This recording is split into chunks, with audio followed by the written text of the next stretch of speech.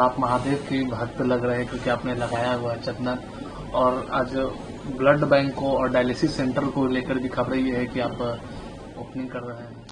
अब चूंकि सावन का आज अंतिम सोमवार है और हमेशा समाज के प्रति हम लोग को सोचते रहना चाहिए, और आज महादेव का दिन है, इससे अच्छा कोई दिन क्या हो सकता है। तो आज हमने ज़रूरतमंद लोगों के लिए डायलिसिस सेंटर की स्थापना कर रहे हैं, ताकि वहाँ पे बढ़िया क्वालिटी का डायलिसिस मशीन, जर्मनी से मशीनों को इंपोर्ट कराए हैं लोग, और उनको वहाँ पे लगा देंगे। क्योंकि किसी की किडनी अगर फेल हो जाती है तो हफ्ते में उसको 3 बार डायलिसिस करना होता है, तो उसकी, और एक मिडिल क्लास इंसान हर महीने उसको 50,000 देंगे, नहीं तो सामने मर जाएगा बेचारा, तो काफ़ी दिक्कत हो जाती है। तो हमने डायलिसिस सेंटर के लिए और ब्लड बैंक के लिए भी हमने इसमें प्रोसीड कर दिया। आई थिंक नवरात्रि का पहला नवरात्रि हम लोग ब्लड बैंक की स्टार्ट कर देंगे, और लक्ष्य है कि उसको एशिया में सबसे बड़े लेवल पे लेके जाना है, ताकि गरीब इंसान ना भटक सके। और आज सोमवार है, और चूंकि हम शुरू से ही रहा है इस सब चीज़ों में हमारा लगाव रहा है, और इसका एक कारण भी है। एक बार क्या हुआ था, बहुत साल पहले यहाँ हम सोफा पे ही बैठे थे, और ये देखिएगा आपको, तो ये मेरा सोफा, इस पे हम बैठे थे और ऊपर महादेव की तस्वीर लगी हुई है।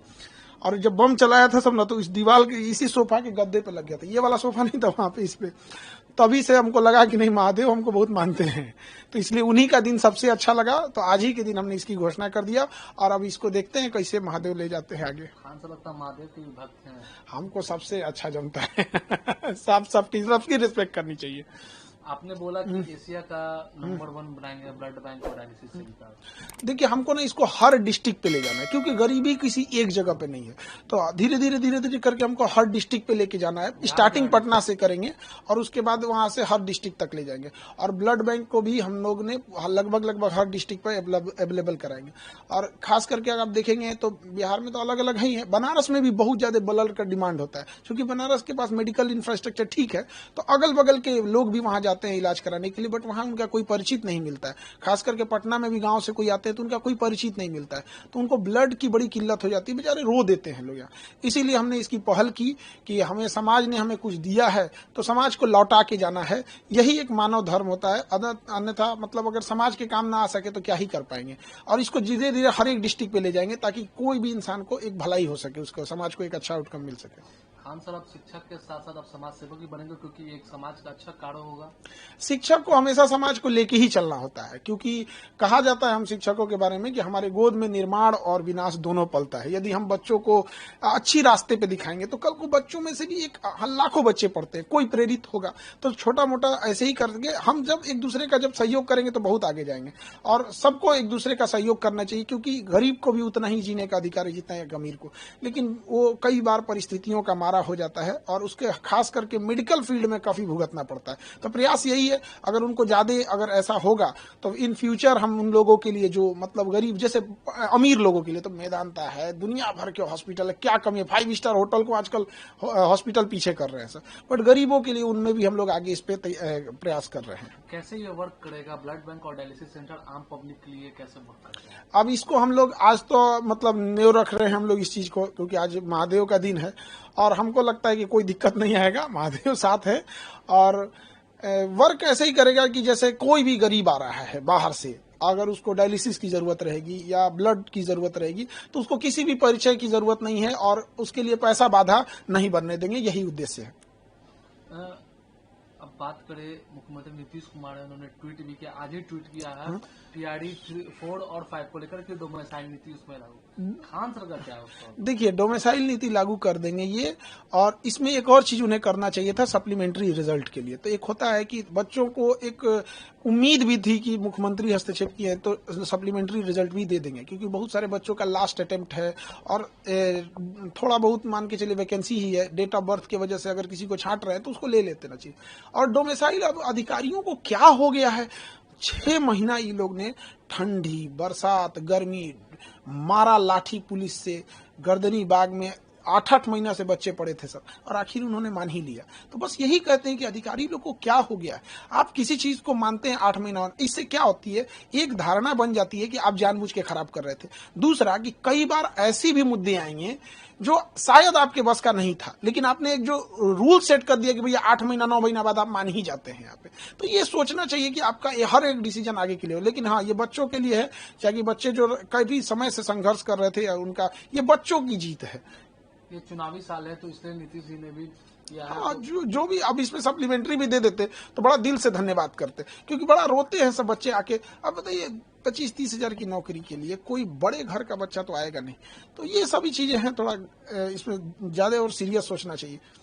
एसएससी का प्रोटेस्ट भी जिस तरीके से जो हुआ दिल्ली में, उसको लेकर एसएससी में नकारे लोग बैठ गए हैं, जिनको मतलब कोई काम धाम नहीं बचा हुआ है, जिसे पता ही नहीं है कि क्वेश्चन कैसे आता है, लैपटॉप में लेके रिजल्ट बैठा है। पुलिस का बर्ताव भी बहुत गलत था। हमारे एक शिक्षक को एक अमानवीय भाषा बोली गई पुलिस के द्वारा। पुलिस भी ना भूले कि हम लोग भी पढ़ा रहे हैं बच्चों को, और हम अपने लिए नहीं लड़ रहे हैं।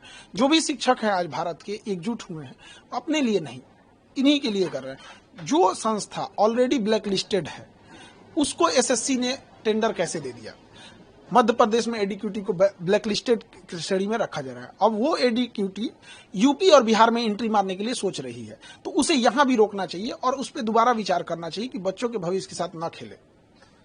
एक अंतिम सवाल है खान सर, पूरे देश में भी जितने भी वो प्रोटेस्ट चल रहा है एसआईआर को लेकर, चाहे वो पार्लियामेंट हो या तो, और विपक्ष सभी लोग कर रहे हैं कि क्या लगता है जिस तरीके से चुनाव आयोग में जो ये समय भी चुनाव, बिहार में भी चुनाव भी साल है यहाँ पर, तो खान सर का क्या रहेगा एसआईआर को लेकर?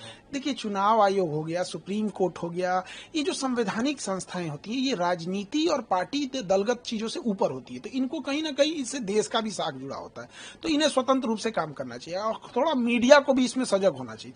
क्या है कि मीडिया चुनाव से पहले ओपिनियन पोल दिखाने लगती है, तो आप जब 2 महीने से किसी चीज को दिखा रहे हैं कि ये जीतेगा, ये जीतेगा, ये जीतेगा, फिर चुनाव के दिन अगले दिन एग्जिट पोल दिखाने लगते हैं, फिर अगले दिन विश्लेषण करने लगते हैं। अब एक जो इंसान, एक साधारण इंसान घर में टीवी पे देख रहा है 2 महीने से फलाना पार्टी जीतने वाली है, जीतने वाली है, अचानक जब कोई दूसरी जीतेगी तो क्या बोलेगा?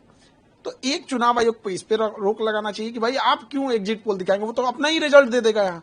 दूसरी कि चुनाव आयोग को हमेशा देश के प्रति सोचे, और अगर कोई भी एक व्यक्ति छूट रहा है तो ना छूटे यहाँ पर। हाँ, जो इलीगल है वो बचना भी नहीं चाहिए, और जो योग्य है उसका नहीं करना चाहिए। अब चूंकि बिहार में ये समस्या इसलिए हो जाती है कि यहाँ पे बहुत सारे मजदूर पलायन किए हैं रोजगार के लिए, तो वो इतना जल्दी आ नहीं पाते हैं, तो ये एक बड़ी समस्या है। इस पे हमको लगता है चुनाव आयोग और सुप्रीम कोर्ट जो भी हो, इसे अच्छे से इसे फाइनल कर लेंगे लोग। 65 लाख लोगों का बिहार में कटा है, वोटर लिस्ट से नाम कटा है। देखिए, ये वो लोग भी हो सकते हैं, इसमें मिलाना पड़ेगा कि वो 65 लाख लोग क्या पिछली बार वोट दिए थे लोकसभा में, तो ये भी तो एक चुनाव आयोग पे भी और एक भारत की छवि पे भी जाएगा कि आप एक इलेक्शन में उनसे वोट डलवा रहे हैं, एक इलेक्शन में कटवा रहे हैं।